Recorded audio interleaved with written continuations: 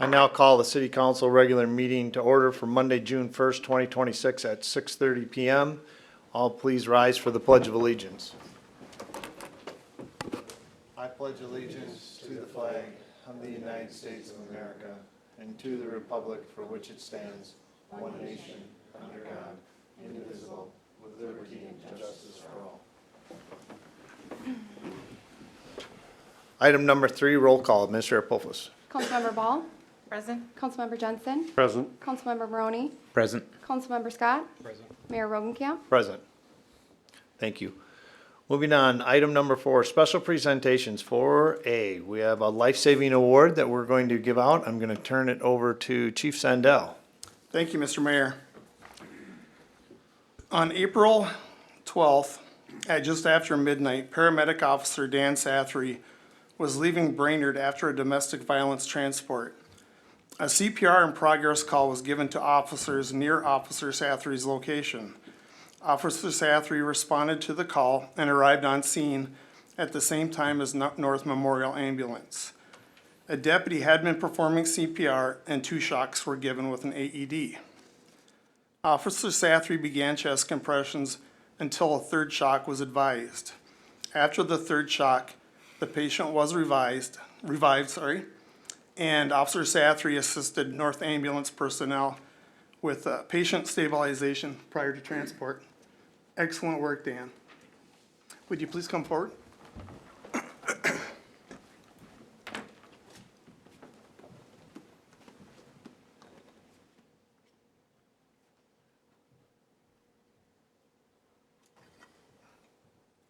behalf of the city of Breezy Point and the council, I'd like to present this life-saving award. It says the city of Breezy Point presents the life-saving award to Officer Dan Sathry in recognition of the pre-hospital resuscitation of cardiac arrest patient on April 12, 2026. His actions were instrumental in the survival of the patient and reflect great credit on himself, the police department, and the city of Breezy Point. On behalf of the city, congratulations and thank you for your service. Thank you.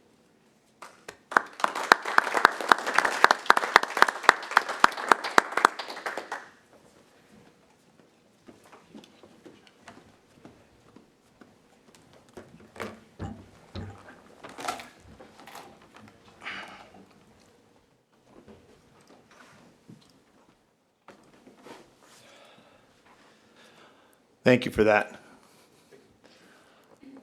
4B, 2025 audit presentation by Mary Reedy, CLA. Come forth, Mary. Welcome. Yes. Thank you for having me tonight. So as in the past, we'll go through the PowerPoint. Hopefully everyone's had a time to dive really deep into the financial statements, but the PowerPoints, everything in there ties back to the financial statements. Feel free to stop me and ask questions at any time. Definitely back and forth dialogue there.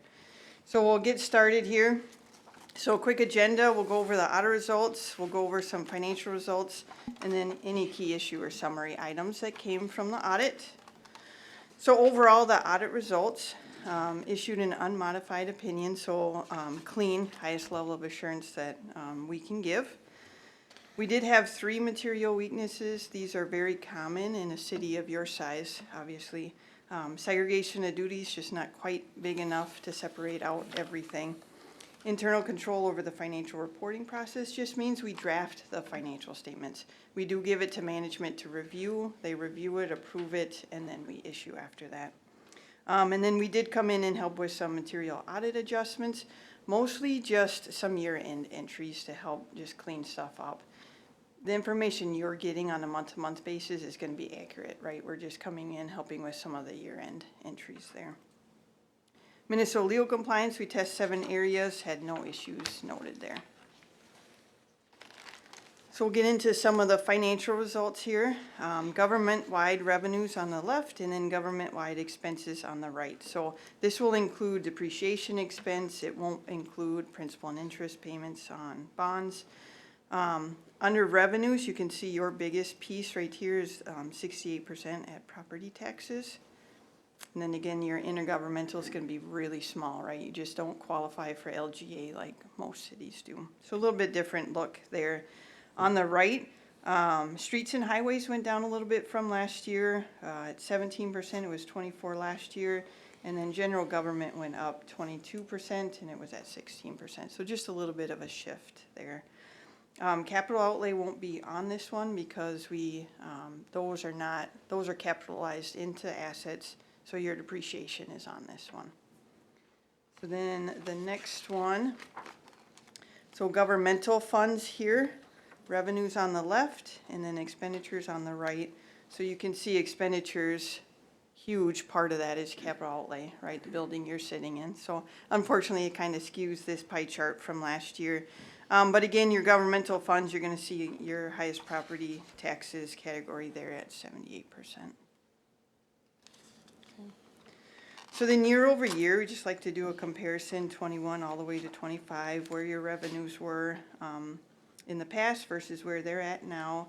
25 expenditures, some of 24 is going to be your capital of where you've spent that.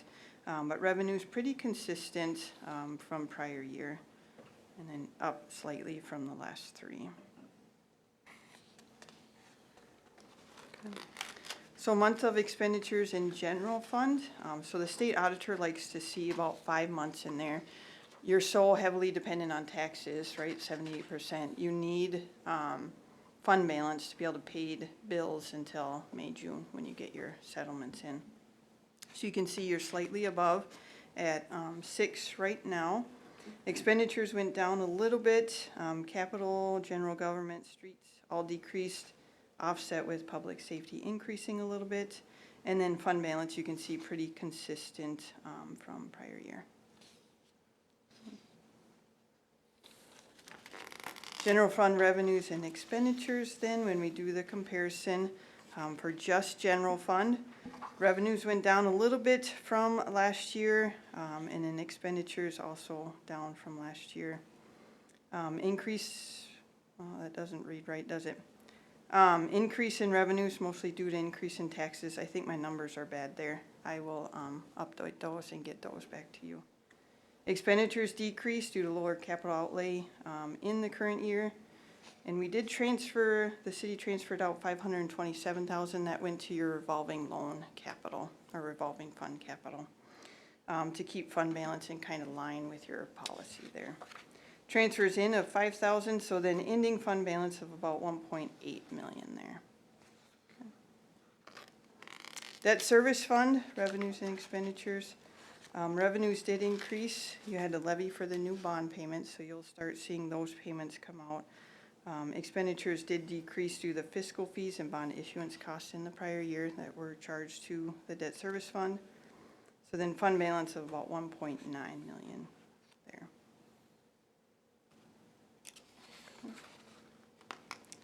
Revolving capital, revenues fairly consistent to prior year. Remember, revenues are just like if there were any property taxes, interest, things like that. Your transfers in are below the line. So that's why it looks a little skewed, but the transfers do come in year over year for that fund.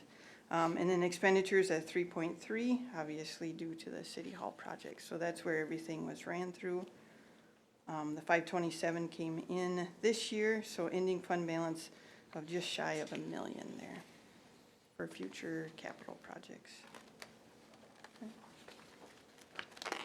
Cemetery fund, revenues pretty consistent, dropped a little bit from last year. Expenditures decreased. You had some projects that closed out in 24 that didn't occur in 25 again. Transfer out to the general fund of $5,000, so then ending fund balance of about $222,000 there. Okay. EDA, revenues and expenditures. Again, it looks huge, but if you look to the left, right, it's only a couple hundred in there. Just looks weird with the other ones. So revenues remain consistent, expenditures did decrease, and then fund balance of about just shy of $5,000 there. So then we'll look at your sewer fund operations here. Overall had an increase of cash of about $19,000. Did have an operating loss though, if you look down there, $221,000. Unrestricted net position still at about 4.8 million there. Overall investment in interest earnings was about 173,000. And then the cash flow you actually use when you look at your operating expenses versus your operating income, which is why you have some taxes that flow through in that other non-operating revenue line. So overall net investment in capital assets, so what you have into your capital assets, is about 3.2 million there. Overall total cash here, like we talked about, the sewer fund did increase by about 19,000, and then governmental funds went down just shy of 2.6 million there. Obviously used a lot of cash on hand for this building, cut down on your bonds. Just a few other financial highlights. The financial statements and the state auditor reporting form are due by June 30th. Jeanette will have that shortly to be able to submit both of those and meet the deadline. TIF district had revenue of about 16,000, made payments out of about 14,000, leaving a fund balance of about 8,000 in there right now. Overall financial stability, general fund decrease of about 50,000 there. That is after your transfer out. Revolving capital fund had a decrease of approximately 2.6 million. You still have about 990,000 left in that fund. And then sewer fund, you do have some flexibility there to cash flow projects, right, as they come up, so you don't have to issue bonds. But cash of about 4.4 million. Annual expenses about 938,000.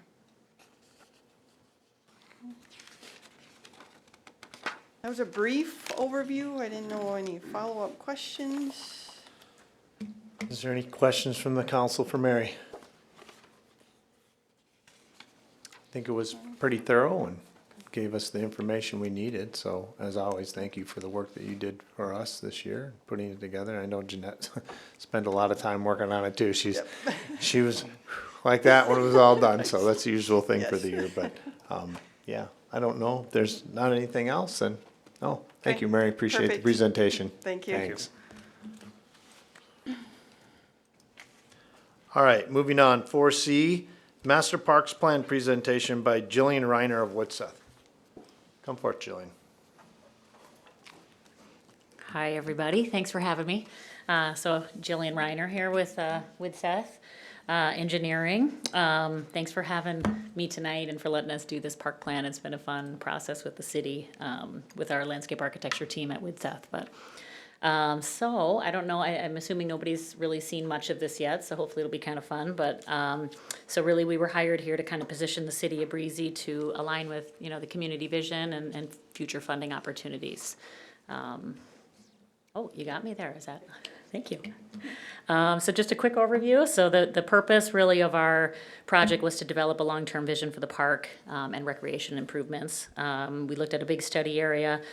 We have our existing park and then kind of some future acquisitions that were considered. So we were a little bit flexible on kind of the study area. Our process was collaborative. We planned quite a bit with the city and worked with the Parks Board to gather feedback through the process. And our outcome here, I'll show you tonight, is the phase master plan with some preliminary numbers. We're not going to get into the numbers this evening, but just going to share with you kind of the final vision of the master plan. Our process, so, we really just started by reviewing the existing conditions of the park and of the grounds, came and did a couple site visits, had a good survey from the recent work that was done here on the City Hall, so we had a lot of good information. Nick was able to provide us some good information for utilities, so we had a really good starting point. We went through, I think, at least 3 concept alternatives, so we worked through quite a bit of different options. Ongoing discussions with the city and the Parks Board to kind of refine and then, base our final design on feasibility, budget, and changing of some priorities, but pretty straightforward. The goals and priorities that kind of came out of our planning process was Really, we wanted to enhance and add, more opportunities. Walking trails were a pretty important thing for the city of Breezy Point to kind of look to that future expansion and what kind of opportunities there would be to just add additional mileage. And a pickleball, an addition of the pickleball court was a pretty important piece that we worked pretty hard to determine the best location for. We really wanted to improve connectivity within the park and the amenities that exist, as well as kind of the new amenities. Improve some of the flow and expansion for future parking. There was a lot of conversation with this new building and maybe the sharing of the lots. So we did a lot of looking at other opportunities for future parking. We really wanted to prioritize accessibility, some of the ADA, some of the playground, kind of upgrading some of those things to meet ADA, making sure that we could make connections to the new amenities with ADA paths. And then goals, we really wanted to plan for a phased implementable improvement. So the city was adamant that, we could bite it off in pieces. So I think it's a very manageable plan here. So we'll jump in. Hopefully you can see that. I know the park is oriented better portrait, but hopefully you guys can, I'm sure you'll get all these slides after. But this first overview really is just kind of showing in purple the land that's already owned by the city. The land in that kind of brown color is sort of what we talked about, that future acquisition. So we know through a lot of the conversations, the hope here is that the white boundary around all of it is kind of the future boundary of what could be this full park. We didn't include some of that future acquisition in our planning process this time, other than kind of what you see here, identifying that we could use some of these minimal maintenance roads for easy upgrades to maybe some pathways. We determined we could add about 1.5 miles of pathways, and we could do that soon. So we did include that in one of the first phases of the park. I think the only other thing we're really showing on here is that future connection on County Road 11 and up north to Weavers Point Road. So we were just thinking about trail connections and how people were going to access the park in the future. Jump into hopefully you guys can see that a little bit. It's hard to see.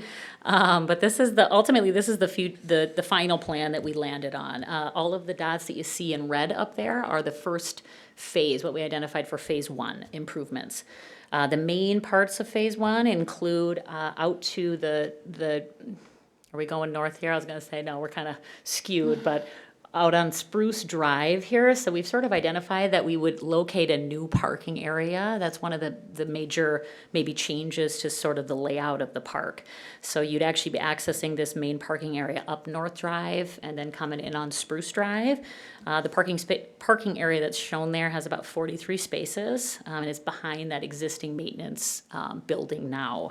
So it's very centrally located, easy to access, connections to all the new site amenities, as well as some amenities that exist already. There are a little bit of grading challenges in there, but it's really a pretty feasible location, and we're hoping it would alleviate a little bit of the parking situation out here. The other, let's see, we've got a trailhead kiosk, kind of a small improvement there right off the parking lot to get to some of these trails. Kind of right away. And then right north of the parking lot there, we've got a big natural playground shown. So that is part of our phase 1. The playground shown there is about 8,000 to 10,000 square feet. So it's a large area that we could do a really fun, really inclusive nature play area that's set inside of already a really nice stand of trees. Lots of great opportunities. So we did identify that in phase 1. And then we've got some walking trails. So we really wanted to connect in, there's an existing trail already, but really to kind of create a more linear pathway through the center of the park that connects out to those neighborhoods and then wraps you back around to that new parking lot and back out to Spruce Hill. So it's just a little bit of a cleaner, almost a promenade kind of through the center of that park there, which also leads you up to where we located the new pickleball courts is the other big piece of phase 1 there. So up on letter F, we've got 6 courts shown. We did move these around a lot in the park. But ultimately, this really was a lot of reasons. We looked quite a bit. They're finally kind of coming out with some some new guidance on distance of pickleball courts from homes and things. So we really liked this was centrally located. It's actually down a little bit of a slope. So we're really looking at kind of creating a little bit of a natural sound buffer with this location. It really would work out very nicely. We wanted it to be a little bit visible from the parking lot and not hidden. So I think in, design and engineering, we can be a little creative to make sure that you get a good view of the courts too, that it's not, sitting down in a hole there or anything. But and then the blue dots just identify what we laid out to be phase 2, which mostly consists, the main items would be a large pavilion and restroom located right off that parking lot and between the pickleball courts. So that would be the new kind of big structure for that phase 2, along with a small trailhead, and then potentially using some of that existing grade up at the back side of the parking lot that's here now and turning that into a sledding hill. So not too much there in phase 2. And then everything in yellow were other things and other ways that we really looked at reorienting some things when their lifetime was up. But and we do have some costs associated with that. Ally can share with you after this meeting for each of those elements, but we really don't have a timeline on some of those. It's just future improvements, I think, that we kind of understand maybe need to be made. Relocating the basketball court, upgrading some of that playground equipment, that'll maybe happen in the future. Does anybody have any questions on the plan? Council? Any questions at this point? I don't, because I've kind of been involved a little bit. I saw some of it originally and was at some of the park meetings, but, yeah, I mean, I want to commend the, park committee as well as, Woodseth for putting a lot of work and effort into this. I know it took some time and there was a lot of jockeying back and forth of what it was going to look like and how it was going to come down. I think at the end of the day, it's for us to take a look at it and see how best it works for us as we move forward in the future and what's that looks like. But I think there's some great opportunities for us to be able to provide other amenities to the citizens of the city. So it's a matter of us just now taking it on and moving forward with the park committee and say, okay, what's that next step look like? And then, as always, the big question is, how does it get funded? Where do you get the money? Yeah, I know, exactly. That's the next one. So that's always the next question when you put something like this together. So I'm Yep. sure we'll have plenty of opportunity to talk with the committee as well as a council about that. But, yeah, I thank you for taking Yeah. the time to present to us and, great layout. And so Yeah. I appreciate it. Absolutely. No, we enjoyed it. Like I said, there's just a couple of renderings that Ally can share with you. And then next steps, like you said, I think is to prioritize the improvements. And we Right. have some good opportunities for grants, I think, with the Right. plans. So right. we'll help you along the way. Good luck, you guys. Thank you. Sounds good. Thank you. Yeah. Appreciate it. All right, moving on. Item number 5, open forum. The city council invites residents to share new ideas or concerns related to the city business not already on the agenda. However, individual question and remarks are limited to 3 minutes per speaker. No city council action will be taken, although the council may refer issues to staff for follow-up or for consideration at a future meeting. The mayor may use discretion if speakers are repeating views already expressed or ask for a spokesperson for groups of individuals with similar views. Speakers should state their name and home address at the podium before speaking. So with that being said, I will now open it up to open forum. Is there anybody here that wishes to address the council in open forum?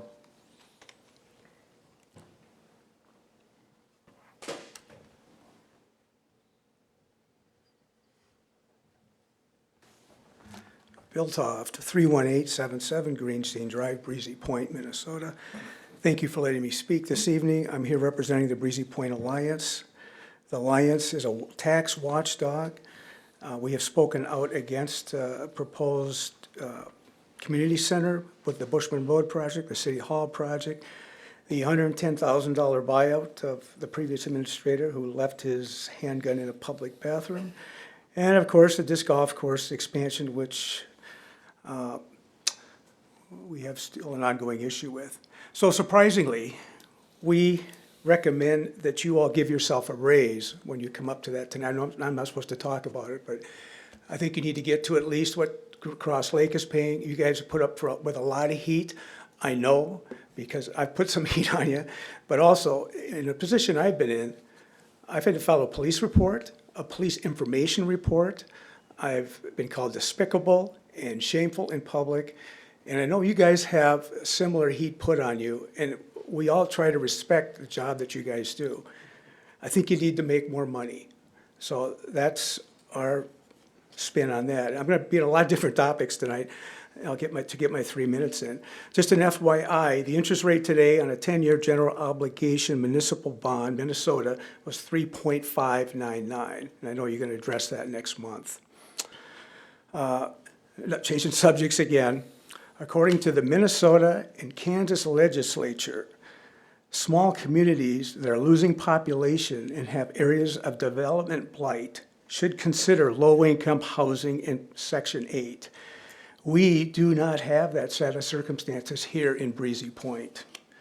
These types of projects immediately drain schools of resources, and there is a spike in crime due to the proximity of population. I can give you 2 cities, and I got 3 minutes, but there's 2 cities I can come right off the top of my head that where this was done and the crime exploded. There's no public good in allowing this type of housing in our small community. Lastly, we did notice the new signs up at the disc golf course park in the city park. Since the signs have been up, there's been 2 police calls because folks were playing disc golf there at 9 o'clock at night. I think you saw the email I sent you today, evidence of smoking and drinking going on down there. And yesterday afternoon, I'm in my front yard, and I hear this Effenheimer at the top of somebody's lungs down from hole 11. So signs do not work. They just don't work. That's all I got. Thank you. Thank you, Mr. Toff. Moving on, item 6. Is there anybody else who wishes to address the council in open forum? I'll ask again, is there anybody else who wishes to address the council in open forum? One final time. Is there anybody else who wishes to address the council in open forum? Hearing none, open forum is now closed. Thank you. Moving on, item 6, consent agenda. 6A, approve city council meeting minutes from April 30th, 2026. 6B, approve claims totaling $221,109.18 involving checks 141122 to 141196 and e-checks 4113 to 4129. 6C, approve computer purchases for police department. 6D, accept resignation of police officer Jay Lorch effective June 5th, 2026. 6E, approve domestic abuse response and arrest policy. 6F, accept wastewater rate study. 6G, approve tractor trade and purchase. 6H, accept bid for park paving from Anderson Brothers Construction. And 6I, accept the 2025 financial audit. Having read the consent agenda, is there any comments or changes from the council? I think there's a backside. Is there, oh, did I miss? Oh, yeah, oh, sorry. 6J, appointing election judges for 2026 elections. 6K, resolution number 29-2026, approve park dedication fees for Lovejoy subdivision. 6L, resolution number 30-2026, amending the 2026 budget to establish Fund 406. And 6M, approve final pay app for 2025 County Road 11 sanitary sewer extension. Now, having read all the items on the consent agenda, is there anything the council wishes to add or change? I'd like to make a request to remove 6K, and I guess that would become 7E. So remove 6K, which is resolution number 29-2026, approved park dedication fees for Lovejoy subdivision, is that correct? Correct. Okay, that'll be moved to item 7 under business items and become 7E.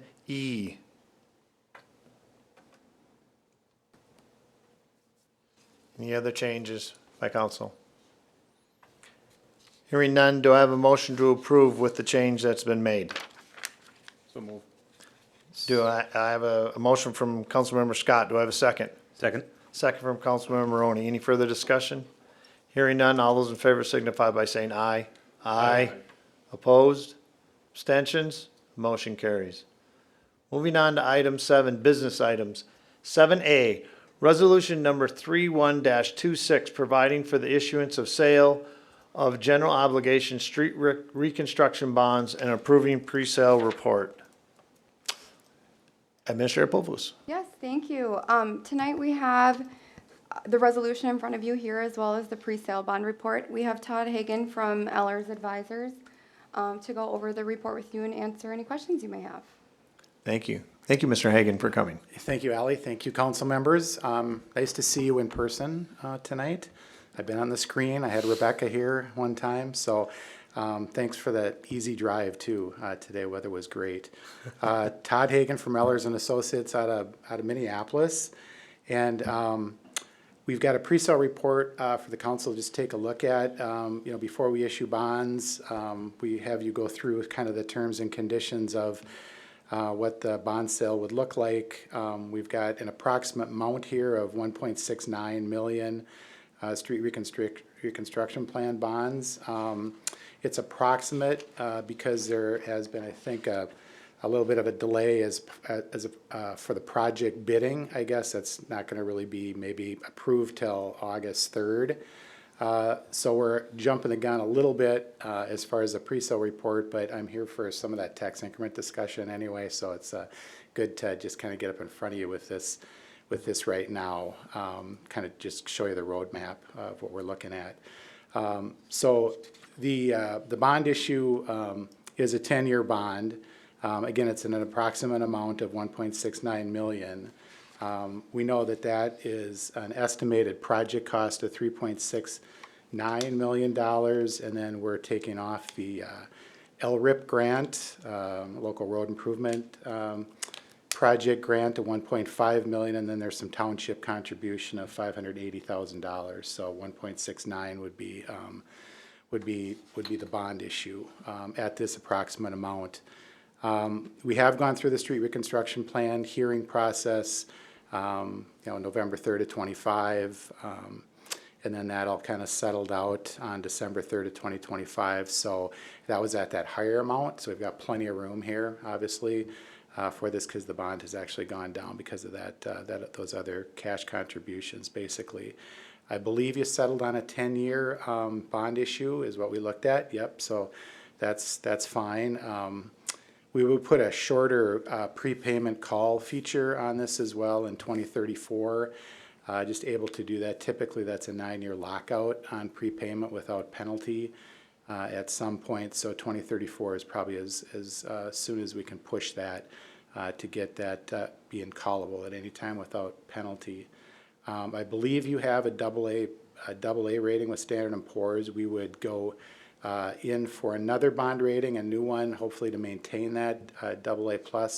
It's great that you've got your 25 audit taken care of here. That's what we need as well to update those folks on how you're doing, what your reserve looks like, and all that good stuff. So just kind of maintain the health of the city. The bond issue is a general obligation bond. It's tax exempt, both federal and state. And then it's payable from property taxes, and it does have a general obligation pledge behind it too. So it's a pretty easy sellout into the market. They're used to seeing bond issues like this as well. So there's not a real big story to tell anybody, especially with that higher bond rating. So it should sell fairly well. There's a demand for bonds right now too. There's not a whole lot of supply out there. A little bit of a surge here coming up in the spring, but it looks like the market's pretty hungry for this. But this would be more of a fall issuance, so we'd be off the schedule a little bit here, and I'll let you know what that kind of looks like as well. It's a small issuer as far as the feds are concerned, so it's a small issuer exemption to the arbitrage rebate rules. So after bond closing, you're able to invest those bond proceeds as high as you want for the 3-year period. I know you'll probably spend them pretty quick. Maybe the bond proceeds get spent first, however you want to do that. But we are looking at sort of an average rate of, I've got the bond run here that sort of shows a 3.6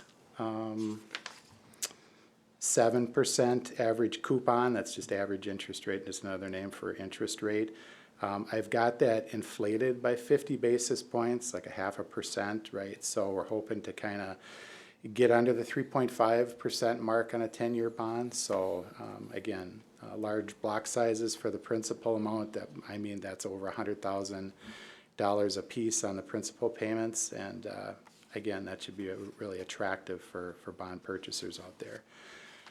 So the pre-sale is tonight. Again, if you look at the schedule on page 5 of the pre-sale report, we are going to make some changes to this if that's okay. We would be resizing the bond issue per the bids that come in on Bushman Road, and then you would probably look to award those construction bids on August 3rd. So I wouldn't really be selling bonds for you until well, you have a meeting date. One of your normal kind of your regular Monday meetings are, September 7th. That seems like a world away. That would be Labor Day already. Yeah, yuck. Let's not think about that. But so I'm assuming that you would obviously have your meeting on a different day, maybe the Tuesday or so, because we can't sell bonds on a holiday. So you have something to think about. So I wouldn't be coming back till the beginning of September on that. We'd probably close this bond up on September 24th or something like that. So I'm ahead of things a little bit with the pre-sale report, but again, wanted to get this in front of you.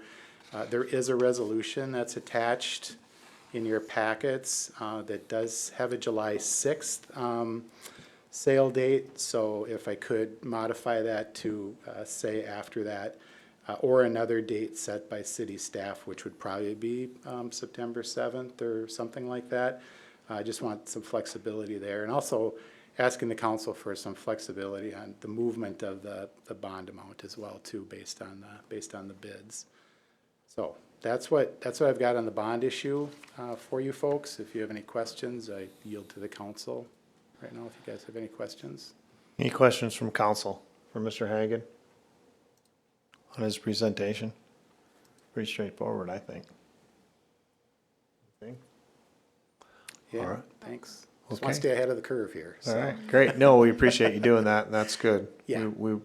I'd rather have it now than later, so. Yeah, you bet. Appreciate that. Yeah, Excellent. Ally's great. We're constant contact, right, with just different dates and amounts and things like that. So, we'll just, good luck to you on your bidding of the project, and then we'll just kind of come in and get that financed for you. So, All right. appreciate it. Sounds good. Yep, thanks. Thank you, Todd. You bet. Appreciate it. Yep.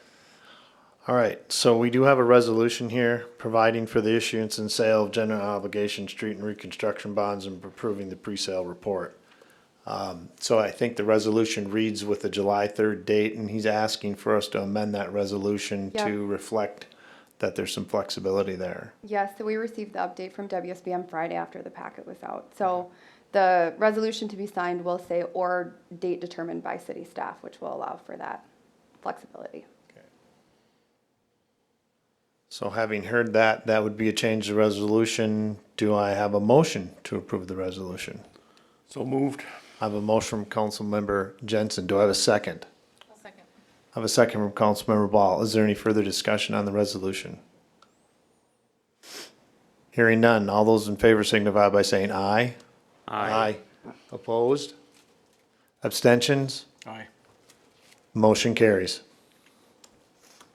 Moving on, 7B, initial review of tax assistance pre-application for White Birch. Administrator Pofus. Yes, thank you. There's a lot of information here, so bear with me as I try and summarize it. So in early March, city staff received a pre-application for tax assistance from White Birch for a proposed 74-unit North Star apartment complex located south of Agate Way and west of Ranchette Drive.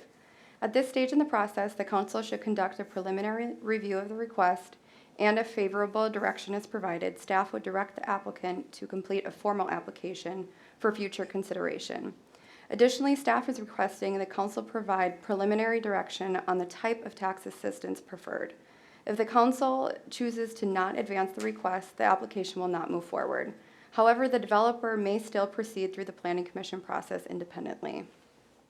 The council has 3 types of tax assistance tools for consideration. The first one is housing tax, a TIF district, housing district. This tool allows the city to use future property taxes generated by the project to help finance eligible costs. A few items related to a housing TIF. There are income limits as seen in your packet. There is no approval required from county or school district, and the maximum term limit is up to 26 years. There's also a workforce housing TIF. This economic development tool supports housing efforts tied directly to workforce needs and business recruitment. A few key items related to workforce housing TIF is the average vacancy rate for rental housing located in the city and other cities within 15 miles has been 3% or less for the preceding 2-year period. One or more businesses who employ at least 20 full-time employees provide a written statement that the lack of rental housing has created a barrier to the business hiring employees. There is a requirement of approval from the state and county, and the maximum term is up to 8 years. The third option for the council to consider is a local tax abatement. This tool allows local governments to abate local property taxes to encourage economic growth. A few key items related to tax abatement are the annual tax abatement limit may not exceed the greater of $200,000 or 10% of net tax capacity.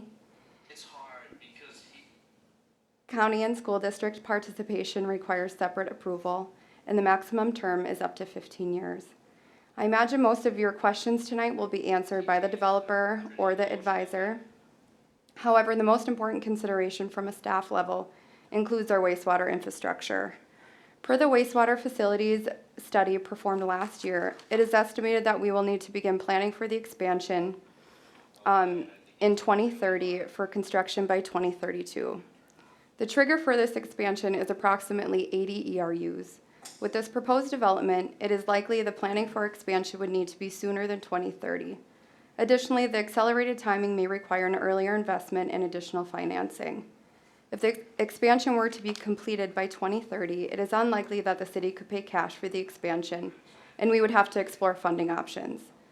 This staff concern is not directly related to the tax assistance request itself. If the developer did not request tax assistance and proceeded with the conditional use permit process, we would still need to have this conversation.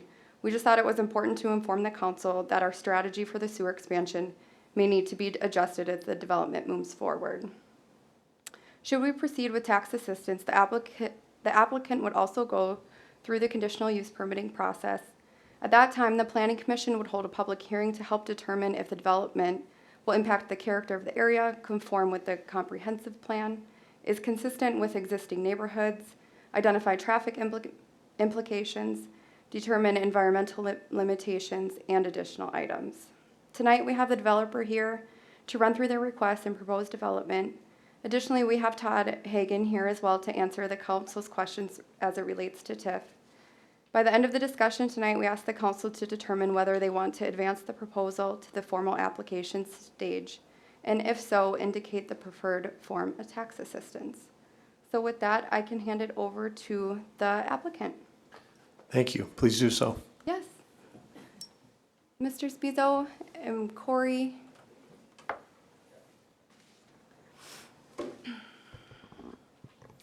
Please state your name and who you're with. My name is Corey Geertz, Alliance Building Corporation. This is the company that I own and run. Live in St. Cloud. Perfect. So we're here to request, like Ally said, some sort of form of assistance for this project. The difficulty with these housing projects is that the cost of construction has become more than what the rents can bear for these smaller communities. So that helps. That assistance, whatever way, shape, or form of assistance we get, helps bridge our gap. And that's kind of where we've had to do this type of assistance, and mainly the housing TIF was the one that we used the most. And it is, I would just want to be clear, it is not Section 8, it is not low-income housing. This is market rate housing. So the rents are based off of what other communities are charging based on the square foot cost of the size of the unit, the square footage of the unit. So basically, that's what we're here to ask for. That's what we're here to present. The project is a two-phase project. It's 74 units in total at this point, and it is preliminary, so it could be a little less, it could be a little more, just not quite sure. They are 1, 2, and 3 bedroom units. It is the product that we build is something that we've built in several other communities in Minnesota, several communities of Breezy Point size. The reason why we build these projects is because we find that so many communities are struggling for good quality housing. A lot of communities are looking to hire, and without housing, that's a real challenge. That's mainly what we've been doing and what we've been asking for. So I can answer any questions if anyone has anything. Council, questions?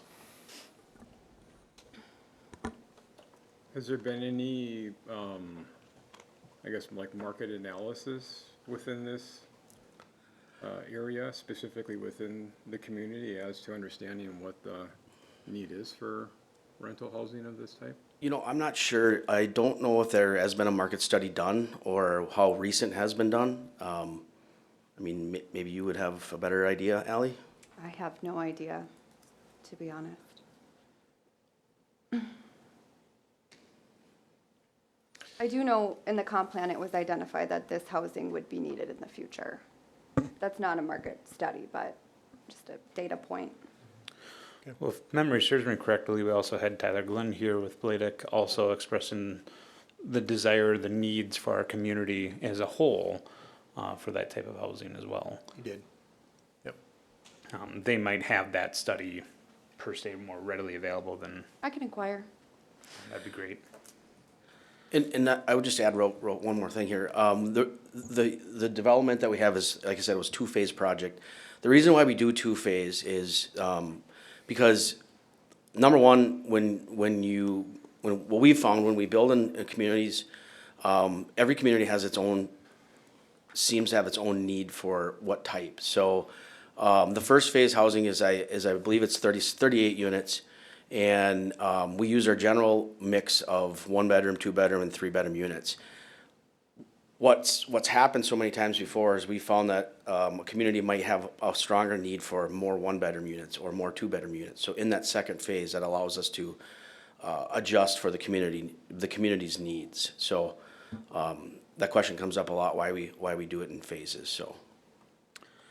And the second phase is 5-year out, 10-year out, depends on the fill. Yeah, it all depends on the fill, but generally with the communities that we've built in, it's usually within about a 2 to 3 year process progression.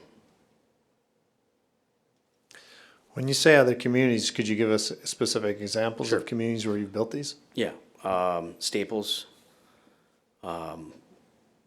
Glencoe,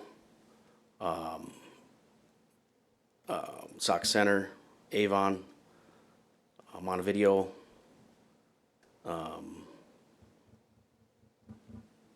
Gaylord, Minnesota. Okay. Thank you. You stated that you prefer to use the TIF housing and that it was market rate. Is that correct? Yep. But now in our handout, it says that there's minimum amounts. 40% of the units are 60% of area median income or at least 20% of the units at or below 50% of AMI. Is that correct? We have to follow that guideline, Okay. yes. Just wanna Yep, make and that and that's clear. what we have to, and we have reporting that we have to submit every year for that. Okay, thank you. And just to clarify, that guideline is needing to be followed on account of what requirement, or how does that come into play? The 40% of the units, that's one of the requirements of the housing TIF. oh, it's of the TIF It's, itself. yeah, that's okay. of that style TIF.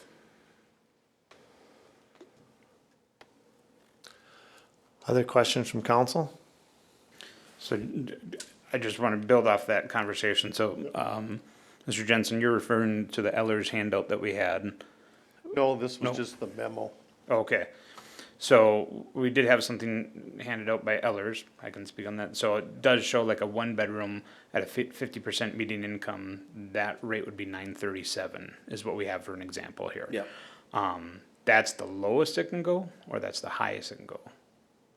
And maybe that's for Ellers, and I apologize. Do you want to speak on that style of housing, Tiff? Sure, yeah. I apologize if we're mixing the conversations. It's pertinent. Ask that question one more time again. Yeah, so your handout, you have, for example, the 50% of median income list a number of bedroom one, at a rate of 937. Deb, this is page 184 of the packet. You just have that, okay. Okay. I'm not sure what 937 is referring to. Could I show you this handout real quick? Sure, yeah. It's the rent. Yeah, it's the rent limits, Todd. Yep, I've got that right here. Okay, I Perfect. see what you. So is that the low end or is that the high end of what a one bedroom would go for? Oh, so there are no rent restrictions, just income restrictions. Got it. I put those in there if they apply. Income. You can put that in there under ordinance or what have you, but it's not a TIF requirement.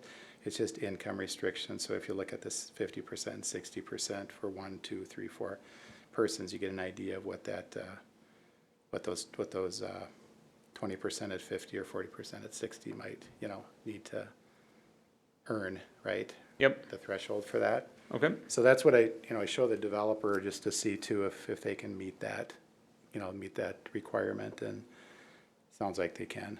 And they've used this tool before, We have so. used it in most communities. Yep, that's really one of the first things I go to is to see, establish what type of subsidy tool, right, that we would use, and then we kind of go from there if it doesn't work. But yeah, there are market rates. This is not affordable. It's not a 4D deal at all. Yep. No Section 8. No Section 8, income. correct. Okay, Trademark. thank you for clarifying that. Yep, thanks. Other questions from the council? So what would, I guess, make this to start off with, not Section 8? And is there any path at some point later on for it to be qualified as Section 8? I guess I've never had that, we've never had anything like that happen. I guess I'm not sure. So ultimately. Ultimately, we would build it and then, manage it, and, I mean, I have no idea if that would ever be a factor. Yeah, I guess what I'm wondering ultimately is, could it become part of an overall agreement on a development plan? Well, I'm sure there could be some sort of verbiage written in the developer's agreement of something to that extent, if we get to that point. That would probably be the place to have it. Or some sort of restrictions or limitations of what could not happen to it.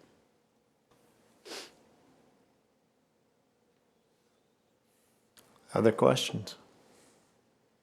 So this may be a question for city staff. So what is presented tonight and being considered by the council was a different project than what went in front of the planning commission in September of 2019? Different yet similar, yes, but there was no TIF request with the one you're referring to. There is tonight, so that's the big difference. So the one you're speaking about back in 2018? 19. Yeah, so that was a smaller apartment complex, but that just went through the planning commission process, was approved, and then never got off the ground. This one, they're requesting TIF, so that's why it's coming in front of you guys as well. So this would end up being its own separate submittal to the planning and zoning then? Correct, yep, so they'd have to apply for a CUP.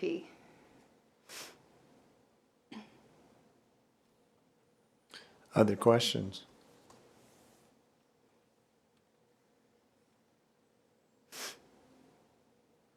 Once more, anybody have any other questions? All right. Thank you for your presentation.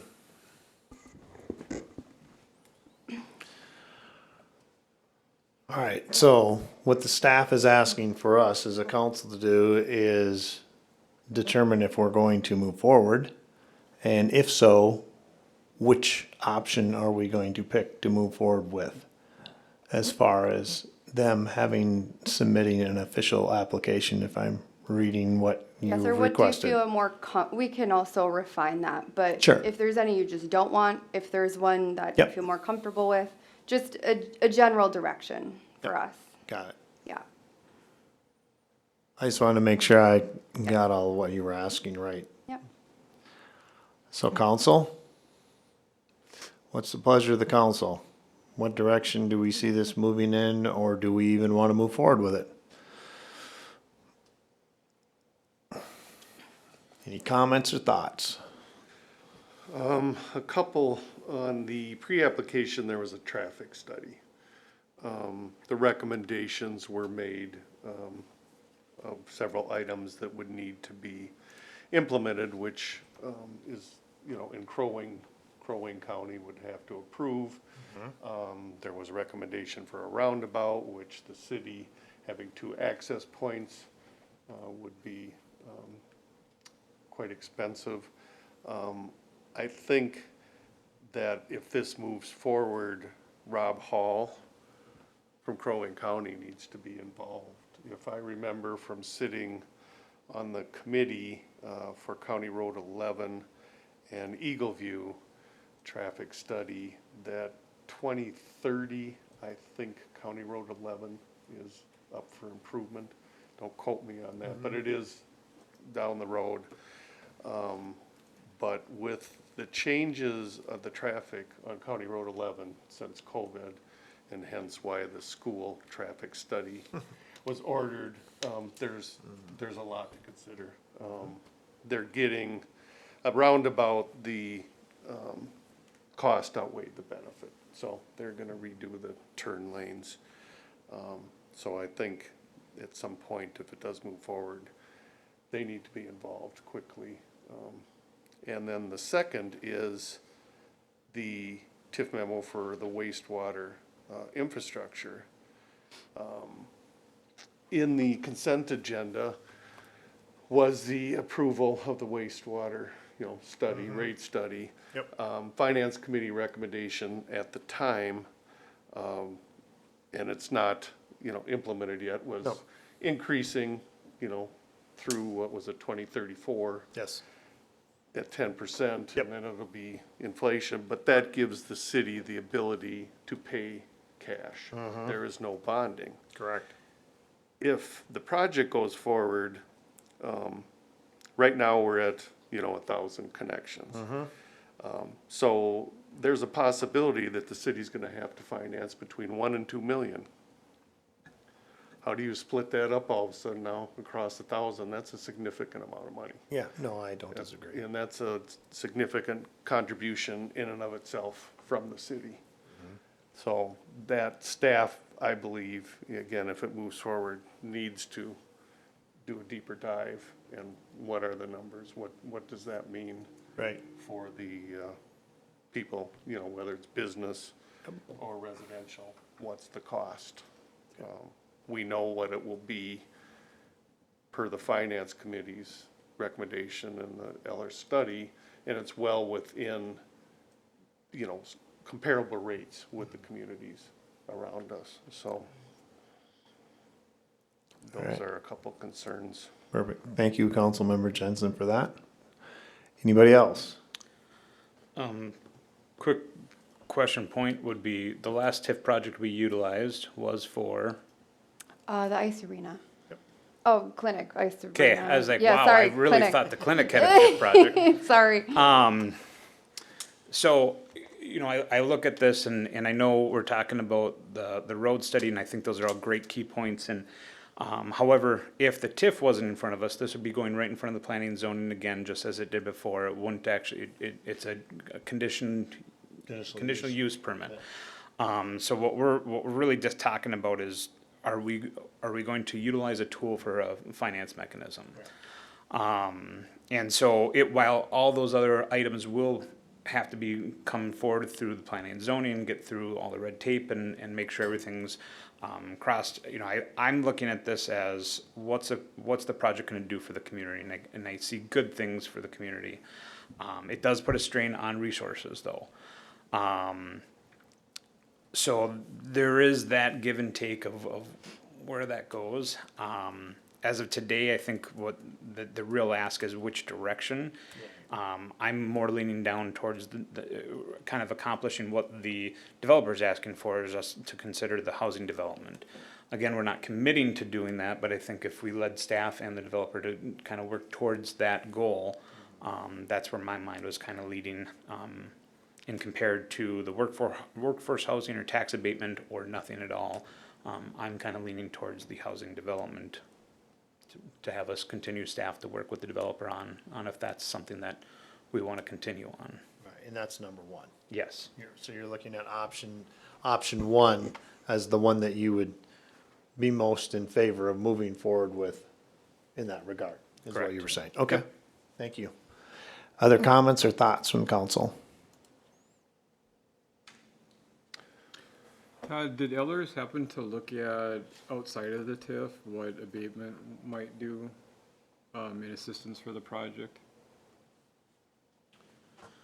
Or was it specifically just looking at the tax increment financing? Yeah, so that's a good question. So tax abatement gets you kind of to the same place, but you have to have separate abatement programs for the county and the school. So it goes through approval process from those two governmental bodies. Tax increment housing districts are just council driven, right? So we'll invite the county and the school to the public hearing, and if they have any comments, they can give us some written comments before the public hearing, any concerns or for or against, but it's all council driven. And so the workforce housing is kind of an in-between one, right? So we don't need separate programs like tax abatement programs from the county and school to get to the same place as housing TIF, but we need the school and the county's approval, right? So, and then we have to jump through those other hoops, the vacancy stuff, right? And sort of the need for from an industry, right, that can't find adequate housing within the area, and all those things. And it's a shorter district. It's 9 years instead of statutorily 26. I do want to point out that our company will go through with staff and the developer to find where to stop that tax increment. We very seldom recommend going out 26 years. So it sometimes falls in between 13 and 18 years. Maybe now with higher prices, maybe it gets closer to 20 sometimes, but we do look at their pro forma analysis and try to find that spot where we can kind of stop it, and then they can go off just on their own without the assistance, right? And then we get to decertify the district or whatever, and then we get the tax capacity, right, for our own budgets, right? The county, the school, and the city. So that's our goal, is to not beat it to death, but we want to just make sure that we're in the right spot, and that's not uncommon right now either. Is to find where that. So 18 years is kind of a lot of times where I see it, 15 to 18 right now. So, yep. Any questions? And Thank you. This is pay as you go, I'm Pay as you gathering, go, yeah, right? no So risk. no bond issues? No or- bond. No, I very seldom see a bond issue coming off of these TIF districts anymore. So it's no risk to the city. They pay their property taxes like everybody has to. And then most of them get redirected to the developers. So the city typically keeps 10% for their own administration expenses, because this is a business deal, and we don't want it to spill over into the general taxing general residents, right? They shouldn't be paying for any of this. And then 90% typically goes to the developer for a certain period of time. Either we get to an amount first, or we get to a date first. And so that's how we kind of play it. We can even go as far as a look-back provision and say, hey, we're only looking at estimates right here, right? This thing is not built. We don't have final costs. By the way, at the end of the day, when this is done, give us your costs, right? And we're going to compare them to the estimates, and we're going to see, do we put in the look-back provision, we lower the assistance by 50% on the dollar or whatever, which seems kind of fair sometimes. you might not need all that assistance. We don't give them more, but the lookbacks are, would be less assistance if it shows. Sure. So you can do that too if you're kind of just a little bit nervous about, if we're giving away too much of that, granting too much of that assistance too. So that's not uncommon as well. Great, So, yep. great point. Thank you for Yep, good providing questions. that information. Yep, you bet. Do you have another question for Todd? Not for Corey, actually. Corey, you made mention of a few other areas that you've built these on. Were any of those other developments utilized with the TIF program? The majority were TIF. Some communities opted to go the route of tax abatement. Okay. But, like you said, it's a three-part approval process with tax abatement, school district, city, and Right. county, which Exactly. generally is not, Yep. usually not utilized too often. Correct. Thank you. Thanks, Corey. Other questions by council? Councilmember Ball, do you have anything you'd like to state or add? I guess I don't know, I'm sort of torn on the project as a whole, I guess. Yep. For Breezy, to me, it didn't, like, I don't see like a big housing development being in the city. So like the size of it kind of makes me nervous, I think. Just in general. Also, I'm very concerned about the wastewater issue and the expense of that because we have so much going on with projects and costs and I don't disagree. paying for roads and things, and we're just sort of trying to get a handle on our capital improvement plan, and so,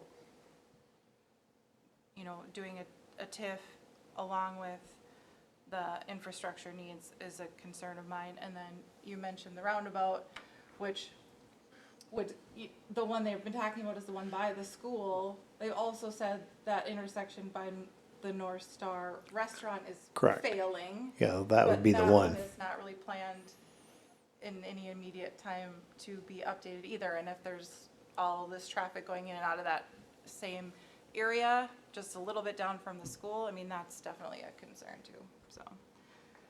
Thank you. I have answers. No, that's what this is about. Yeah, I have some concerns too. I mean, definitely, I haven't really weighed in. I've just listened to everybody. I mean, I see both sides. I see the opportunity for us to have a development here, which could benefit us. We've heard from people within the county. I've heard from our commissioner several times as well, who, definitely says that we know that we have a housing situation in this county. At the same time, I also look at our city and where we're at right now with regards to our infrastructure and what we're trying to do and what we want to do and what that's going to take.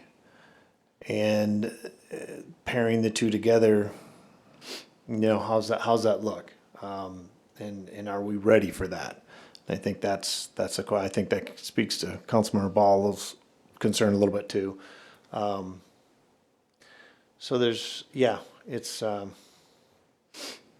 I will say, if we were to move forward, I would say probably option one would be the direction that I would think that we would go with regards to this, and that would be the housing development aspect of it.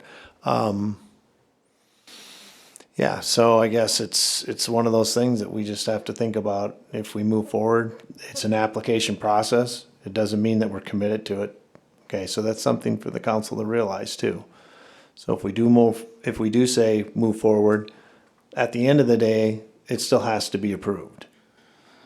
Maybe there's some things there that can be looked at in between, or we just say, no, we're not moving forward. So we're really at that point. And I get it too, because if we move forward with the application, then we're asking people to take time to put a lot of effort and time. That includes our staff, as well as the developer, as well as the people that are going, and then to not do it at the end. That's not necessarily fair either. So I think that's important for us to keep that in mind. So I guess it comes down to, we need to make a decision. We probably need to think about what we want to do moving forward, and that's going to require a vote. Go ahead, Councilmember Pofus. Councilmember. Excuse me, Administrator Pofus. You sit up here and then that's what happens over time, see?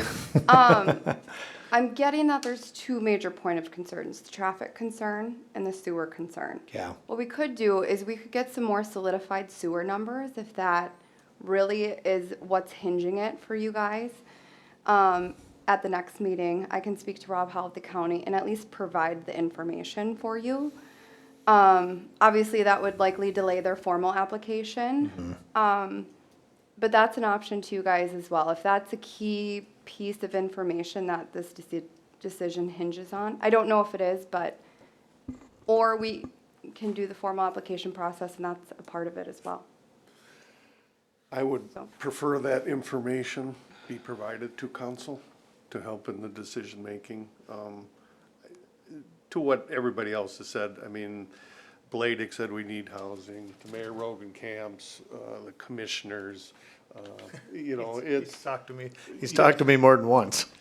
I mean, it's needed, but, I want those two questions answered. And then I guess I'm a little different. If it would move forward, I would lean more towards workforce housing myself.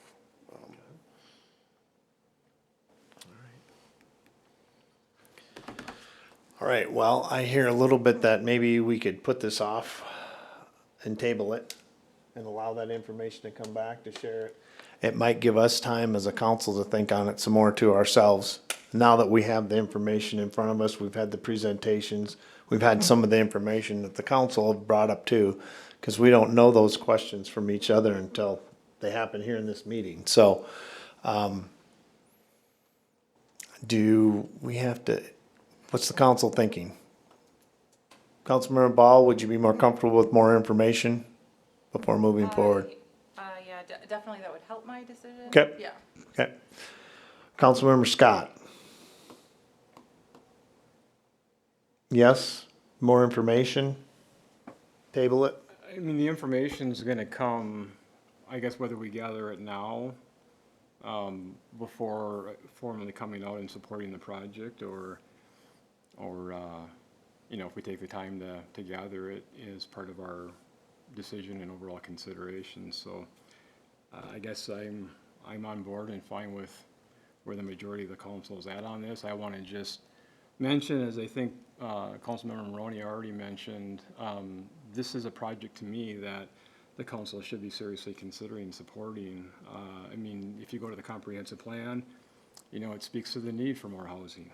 I know. It speaks to support of, you know, different types of housing, specifically rental. You know, I think all know that we have businesses in the community, in the general area, that there is truly a struggle for employees to find housing. So I want to just come out and say that I support this. I do have concern, as is probably picked up on, that this is not, you know, a qualified Section 8 housing project, which it sounds like is not going to be the case. So I think as long as we have assurances that at some point down the road, that potentially doesn't change, I see more reasons to support this at this point than to not. Thank you for your comments. Councilmember Maroney, any last thoughts? Willing to get the information? Yeah, I'm definitely willing to get the information. I'm kind of in line with Mr. Scott here. It's a good project. Again, I look at what that clinic did. I know it's two separate, completely different items, but the long-term vision is these are good projects for the city. We've had it in the comp plan for how many different revisions that housing is an issue. We've heard it from Bladick. Again, this could be done. It's just whether or not we want to assist with the financing on it. And I think if we have the means to be able to do so, it does warrant concerns about what we do with the sewer, yes. But I think those are good problems to be having to have conversations on. Okay, great. Well, I'm kind of hearing that it'd probably be okay to table it at least for 1 month, get the information needed, bring it back, and we'll make a decision one way or the other at our next meeting.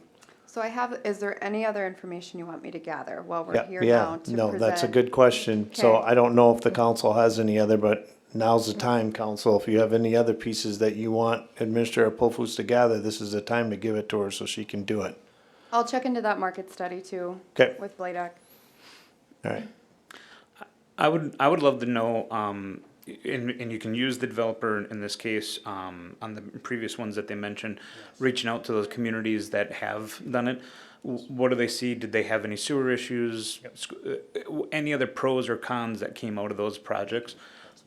If we can use those as a job reference, if you would. I'd greatly appreciate any I can do feedback that. that you can gather for those. No problem. We need an official motion to table it, or do we just consensus? Sure, go ahead. I'll make a motion to table until next month. and- I have a motion from Councilmember Maroney to table this until our next meeting to make a final decision of whether we move forward with the TIF. Do I have a second? Second. I have a second from Councilmember Jensen. Any further discussion? Just maybe one other point of clarification. It'd be nice to know as staff is having discussions with the county on potentially what might be needed there by way of access control and so forth. Are infrastructure improvements like that part of what TIF could be used to help fund? Okay. Excellent point. Thank you, Councilmember Scott. Any other discussion? Hearing none, all those in favor signify by saying aye. Aye. Opposed?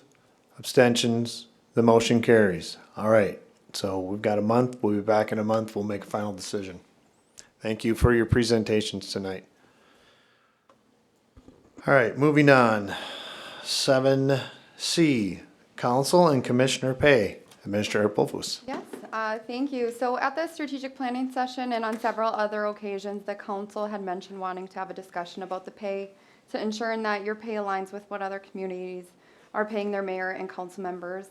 Additionally, it was requested that the planning commission be analyzed as well, so I included the comparison of Breezy Points to our surrounding communities in your packet.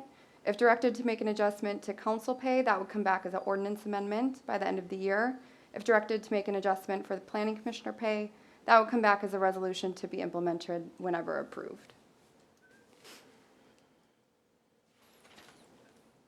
All right. That's it, sorry. No, sorry, that's it. Okay, so I think we have the, I'm looking for it right here. Let me find it. Is it? Yeah, okay. So we have the information in front. So there's really two things in front of us. One is for the council, the other is for planning and zoning commissioners. Any thoughts, comments from the council? One of the things I was gonna mention, just kind of focusing on the planning and zoning, commission. As it's been noted here, nothing has been changed on that for the last 15 years. They are on a per meeting basis, correct? I do think that could be reevaluated, what that goes to, 60, 75, that's up for debate, but I think that's something that definitely could be relooked at. As far as council and mayor pay, you know, if you look at the monthly, if you would, for the council, it's different though, because if you just took Breezy Point and Baxter, 3,600 versus 7,000, but Baxter's having 2 meetings a month, albeit they might be longer or shorter because they do have 2 versus ours. But I still think it's based on how much time you put into it. The only thing I would probably throw out there of an adjustment is, you know, the 300 that as a council get is based on, you know, our monthly meetings. The only thing that you could toss out there is, in my mind, was like for any special meeting that you have or committee meeting, have a minor stipend or something. But other than that, I feel like the commissioners is really where it warrants to have the most look at. Thank you for your comments. I think the commissioners, yes, they should fall in line, Pequot or Nisswa. I mean, as far as council, I think the city of Breezy should be, again, in line with Pequot or Nisswa. It's not adjusted, 6 years, 7 years? I don't think that's out of line. Cross Lakes is quite high. But I think the council could be adjusted to, to fall in line with either Pequot or Nisswa. But definitely commissioners, that's been long overdue. Yeah, I kind of agree with Councilman Jensen that I think looking at the numbers, probably both of them could go up around $50 for mayor and council. And for planning, commission, I mean, that looks like it should go up as well, you know, maybe $10 or $15 a meeting, potentially even more, but, maybe that, I mean, if we're looking around those Nisswa, Pequot, you know, it's gonna go up quite a bit. If we kinda wanna stay consistent with that, but, that's what I was thinking as well, yeah. Any other comments? I would say, just speak, yeah, I think commissioners, absolutely. We haven't done anything for 15 years. Right there it says we need to do something. So I would say yes. When I look at the cities around us, I look at Pequot, I look at Nisswa, Cross Lake somewhat, they seem to be higher than the rest of us, but for the most part, as far as the commissioner piece, I think we definitely need to increase that. I could very easily see that going up to 60 or 70 or even 75, and I wouldn't have heartburn about that. And I think that's, our planning and zoning commission do some very, very, very important work for us in this city. And I think it's important that we make sure that we recognize that in that way too, especially as we haven't done anything for a while. As far as the council and mayor pay, I don't have an opinion with where it's at, right? I mean, I'm fine with it. I'm just being upfront and honest. If the council as a whole thinks that we need to raise it, fine, but from my perspective, I'm perfectly fine with where it's at. I'll say this publicly, and I don't have a problem saying, I didn't take this job to get the money. I didn't. I never have and I never will. So that's not why I'm here, is to get paid. I'm here to represent the city and do the best that we can for the constituents. So with that being said, I'm fine with where we're at with the mayor and the council pay right now, but I definitely think we should raise the commissioners and the P and Z to make it at least comparable. So basically, that's where I'm at. So, Councilmember Scott? Yeah, I'm not sure that I really have much of anything different to Okay. comment on that's already been mentioned. Yeah. I mean, there's probably an equal argument for mayor and council when you look at size of communities in the area. I would argue that as a council, we're probably closer to on average more than at least 2 meetings a month. You know, we probably have, you know, comparable number that are around where we're at for pay, or slightly even lower, and then you've got, of course, a number that are higher. So I know when we looked at this before, the feeling was that we were probably overall in alignment with our other communities, but I think there's probably an argument there to be made of some level of increase to mayor and council pay as well. Okay. So I would go with wherever the majority of the council ends up. Sounds good. Well, council, what do you want to do? Somebody's got to make a motion if we're going to do this, and it can be all in one if you want, so you can include both of them in there, or would you prefer Administrator Pulful's 2 separate motions? Or would you want them No. all in one? One's fine. Okay. There was a mention of $50 for mayor and council, that'd be an increase of $600 annually. And then 60 or 70 for commissioners. That's where I saw kind of the 2 heading, or what I heard, So, it's up to the council, whatever somebody wants to do. If you want to make a motion with what you think needs to be in there, and we'll go from there. If it goes, it goes. If it doesn't, we take another one. It's kind of how it works, so. Whatever you want to do, council. I'll make a motion to increase, the mayor, council, and the commissioner in line with what Nisswa is paying. And that would be, so 400 for the mayor, 350 for the council, and then 80 for the commissioner. Okay, so I have a motion from Councilmember Ball to increase the mayor and council pay to be in line with Nisswa, which would be for the mayor, it's 400, and for the council, it would be 350, that would be per meeting. And then for the commissioner pay for P and Z would go from 40 to 80. So that's the motion. Do I have a second? I'll second. I have a second from Councilmember Jensen. Further discussion?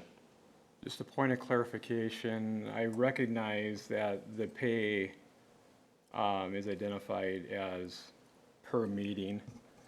And right now for Breezy Point, that is one regularly scheduled meeting a month. Correct.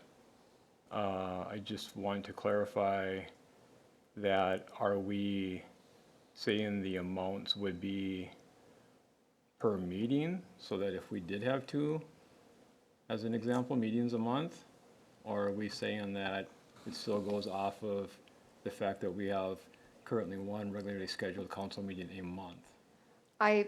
Correct me if I'm wrong, Rebecca, but I think she meant to just increase it by $50 per meeting for both mayor and council, which would be $600 a year. That's how I took it. So it would transition into an annual Yeah. payment, and Right. we wouldn't change the payment schedule. Right. How Yeah, you that get was sort of paid. my Yeah. intent. I know we've talked about doing other additional amounts per meeting, but I know we've discussed it's sort of difficult from a finance perspective and accounting to do different amounts for when we have additional meetings and things like that, so that wasn't. So basically, to clarify for you, Councilmember Scott, it would stay as it is now, but that increase would be by $50 on what you currently get.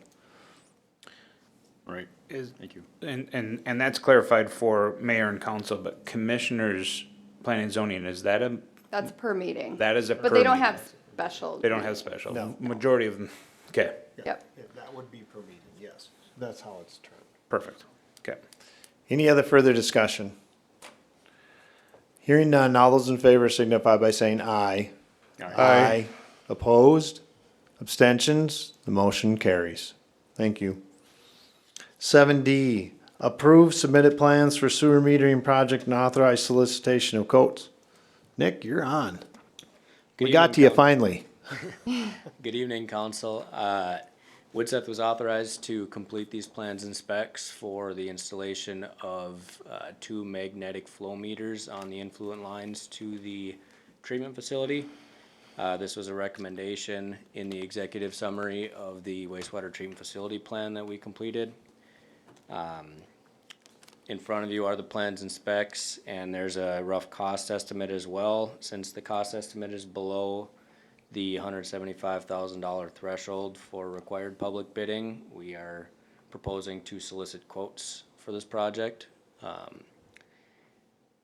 We are waiting final approval from the MPCA on this. There's not any required permits, but the MPCA is requesting that we submit plans to them for final approval. They've had it for a couple weeks, so. Okay. Great, thank you. All right, so this basically is the submitted plans for the sewer metering project. This kind of goes back to what we've been talking about earlier with the whole sewer thing. This is to give us a better feel for just where we exactly are at with our sewers right now in our plant.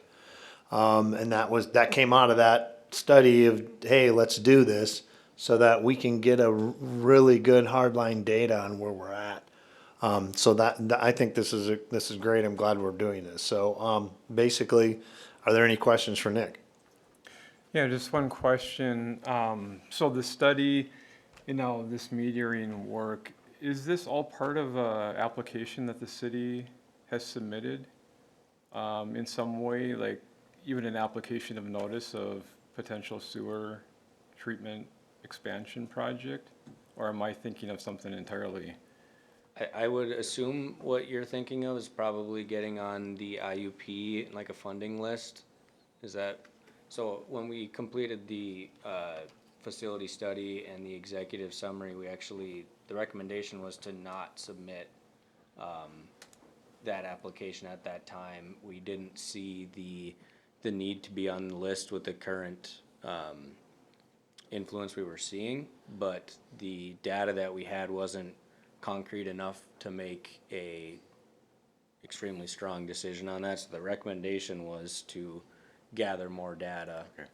I don't know if I answered your No, question. you did, yeah. I just couldn't remember if there was, for some reason I recall discussion around the need for sewer expansion and what that time frame may look like and kind of how that process, primarily with the state works from a permitting standpoint. I just couldn't remember if we had actually submitted some level of application in that way. So what you just provided for further clarification addressing that the decision was made not to until gather more information about where exactly we stand Okay. with capacity and treatment, yep.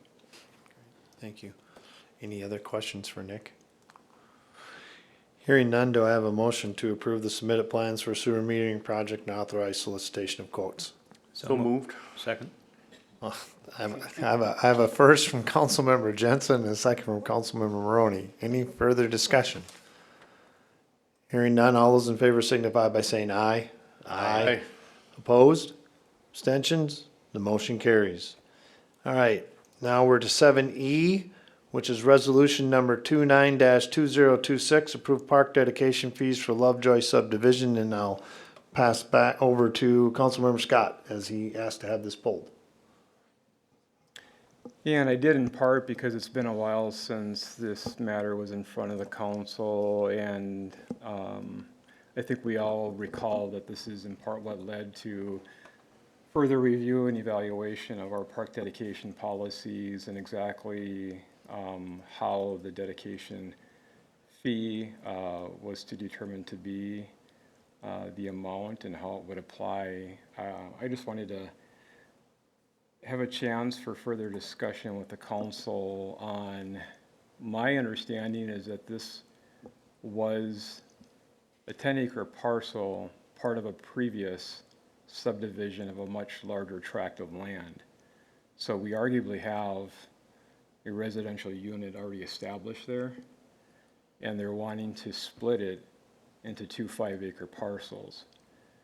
And if I understand the overview on this, we would actually be charging 2 residential units at $500 apiece for a total of $1,000.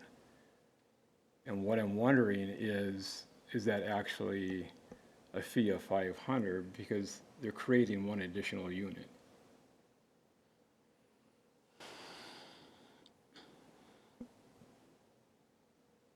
And my understanding of park dedication, right, is that it's the units that get added to a community that applies more pressure on your park infrastructure, which justifies the payment of the fee.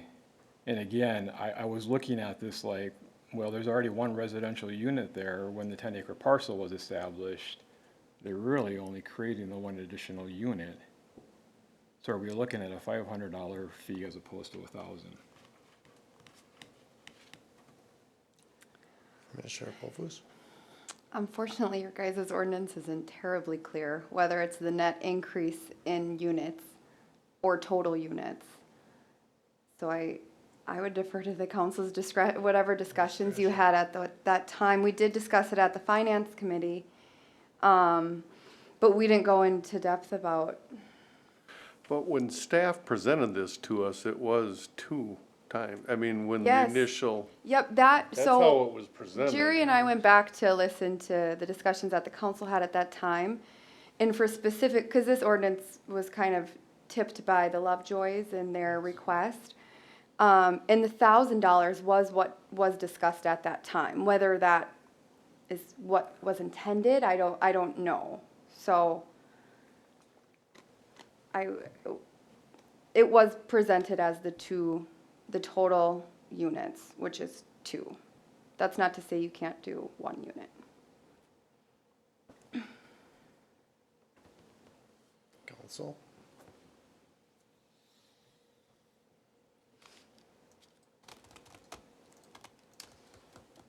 I guess I can see both ways. Mr. Scott brings up a valid point. There's already existing structure there. However, if you just take an empty parcel and if somebody divides it and then builds 2, they're gonna get, or maybe they just split it and they don't do anything with it, at that point, it's not based on what's in use today versus what's in use after. It's based on what that property represents. I guess the further question would be, let's just take one of those 5-acre parcels, and if it gets divided to 5, with no current infrastructure on a property, would we consider it 5 new residentials or only 4 if we took the 1 5-acre? And I guess that's where I'm trying to wrap my head around. At that point, both logistics keep coming both, because if you take that 1, the new, let's just call it vacant land, the 5-acre land, if they pay the $500 today, and if and I know we can't, but if that got subdivided into 5 properties, Right. would each 5 pay a new fee? Or would it only be based on 4 because a 5th was pre-existing? As I recall, this is in a area that's zoned for 5-acre minimum lot size. And I'm just using it Yeah, for no, I discussion. understand the point that you're getting at. Again, everything that I've always understood about park dedication is it goes to the units added. And I just sort of feel like in this case, you know, the one housing unit's already there on the 10 acres. To me, they're adding So- one unit. And that makes sense, but then if you take like a larger parcel, let's just call it a 30-acre parcel, and you subdivide it into 5-acre parcels, that equals, say I did the math wrong, I shouldn't have said that. 5? 6, thank you. Do 6 because now there's 6 5-acre parcels, or is it only 5 because one was existing? I would say it's 5 because the one existed. And presumably already paid park dedication. Now, what we probably don't know in this case is when the 10 acres was subdivided off the larger piece of property, did they pay park dedication? Probably did. Not back I in mean, the unless days. you can draw a distinction between existing accessory structure on one Well, parcel and then not, I would just go with it's too. The cleanest way is that, right? So that we never have to talk never about have it to look again. at it. Like, is there something on it and what is it? Like, Yeah. But even if It's there's gonna get not something messy. on it, if you take one property and make it into 10, do you charge 10 or do you charge 9? well, that's what I'm I saying. hear what you're saying. That's what I'm saying. Yeah. It's easier just to do it that way because then you don't care if something's on it or not. You always consider it to be 10. Total, even if they're- total, not net. Yes. Because otherwise, we're gonna But- go back and forth about like, well, That's what is interesting. it that's on the property now? Is it a house? Is it a garage? Is it a shed? Is it a- Right, and that logic makes sense about, but Mr. Scott actually brings up a valid point. It was 1 and now it's 10, it's net new 9. But isn't that the case with development? Developers say they own 1,000 acres. They go into a community, they subdivide and build X number of homes. Somebody has to own the parcel first, and then they make the decision to subdivide. Right. And in a scenario like that, you know, the city could ultimately consider a per unit dedication fee or a dedication of actual land for park purposes. I mean, this Pass, right. is largely negotiated too. When you get a big developer in here, you might waive them completely. So the ordinance is a guide. I was just gonna say, And it's a guideline. you can, you guys can approve whatever you want at the end of the day. And there's really no precedent. We found resolutions that easements were used in lieu of, and, it's anything. So it's up to you guys at the end of the day. What's Whatever the you want the council wanna motion. do? Yeah. Do we wanna stay with the resolution as written, or do we wanna have the resolution amended? I would rather stay with how it is unless we I agree with make Yeah. significant changes to the Rebecca. ordinance. And Make the motion to approve the resolution then. I'll make the motion to approve the resolution as written. Okay, so I have a motion by Councilmember Ball to approve the resolution number 29-2026, approve park dedication fees for Lovejoy subdivision as written, as presented. Do I have a second? second. I have a second from Councilmember Jensen. Further discussion? I think in the end, I think that does make the cleanest cut, whether you talk about a smaller partition or larger ones, if you divide them, it's just taking what is the total. Correct. Any other discussion? Hearing none, all those in favor signify by saying aye. Aye. Opposed? Abstentions? The motion carries. Thank you for the discussion, though. Yep. Well, that's good. All right, moving on. Item 8, departmental updates and council reports. City Administrator Popus. So update on planning and zoning administrator, we are holding interviews on Wednesday. So hopefully we have good news to report after Wednesday. Michael will be participating in those interviews with us. right, Michael? Yes. Okay. He looked like, I just heard that now. Nope, I agreed to that. We also have the Joint Planning Commission meeting scheduled for next Tuesday at 5 PM. And then we have the State of the City address on June 18th. I'm having the doors open at 6:30, but the presentations start, thank you, 5:30. Presentations start at 6. When you have that many people, Yes. it just takes a while to get settled. Perfect. So, Thank you. Okay. yep. And then Joe had an update, All I right. believe. Yes, Public Works Director, Joe Zird. The last streets committee meeting was held. I wrote up a little memo kind of summarizing the work we were working on this spring. The results, you can see the road projects, a composite score of 1.5, 2.75, 3.75. The road committee's understanding, it allows movement for the council. It's the preferred selection, but if we run into obstacles with the highest scoring road, which would be Thrain Drive at 1.5, it may be benefit the council to jump to Circle Drive, Camp Laura, Sand Beach Drive, just so to avoid further meetings. The intention is to kind of have a recess for summer for the road committee, and let budgeting and council actions kind of run their course, and then we'll reconvene towards fall and start working for the following year. Okay. Any questions on that? Questions from the council, Joe, on the roads committee? Sorry, the lowest score, meaning, Highest priority. okay, just. So everyone rated So the 4 roads. being the worst. Correct. Okay, thank you. Actually, No. Or best. the 4 had so number 1 is the first road you want done, number Okay. 2, second. The reason they came up in decimals is people had different, some people had 1 and some scored it 2. But it shows us pretty strong, 1.5 to 2.75. They're good projects, so. So basically, Thrain's number 1 on the list for replacement for next year. Yep. As long as everything, if something comes up that it couldn't, budgetary. Right. We have the option to pivot without further meetings. Correct. Understood. And with Thrain, is it the unimproved? It would portion of be the improved portion. The paved portion that goes from, Ranchette to Sunset Valley. Yep. Maybe I'm on the wrong road then. Some of it is dirt across, Okay. along the sewer plant. Right. And then it jogs over to Sunset Valley, and then it branches off and comes up to Ranchette. And it's, goes down into the swamp. It's kind of a curvy, Yeah. and then it bounces back up. It seems to be kind of a backway access to Nisswa, or conversely for those folks to 371. Yeah. It's rated as a collector road. It's also a border road between Breezy Point and Pelican Township. Yes. Good one to do then. Yeah. Well, yeah, and so just as a side part of the Thrain, we're also having discussions with Pelican Township right now about that too, because it is a border road.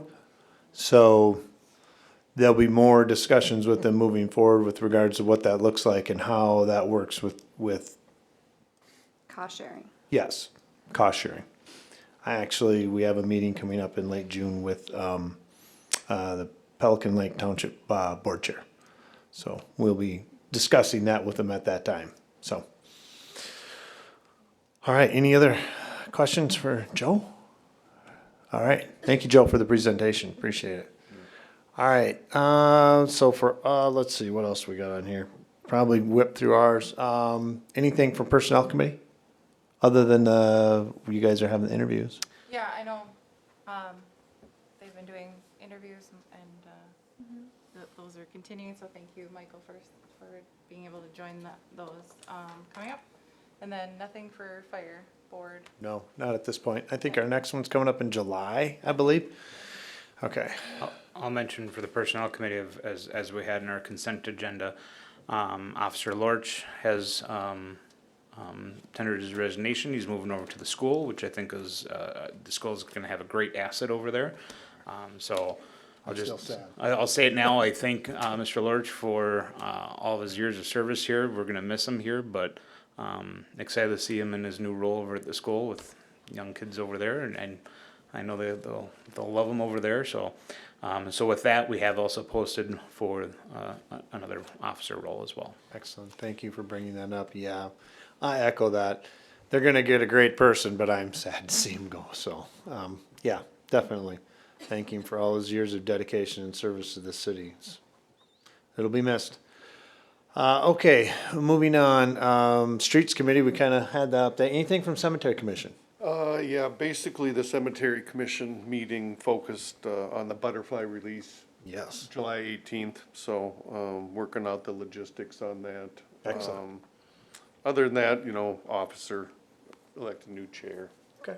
Vice chair, so, but it's Good. Deb's favorite time of year, the butterfly release. She's smiling down there. We all know. One of these days, we're gonna walk in here and that box of butterflies has gotten loose and they're gonna be all over inside City Hall. And staff are gonna be running around with nets trying to catch them. All right. Anything from P and Z?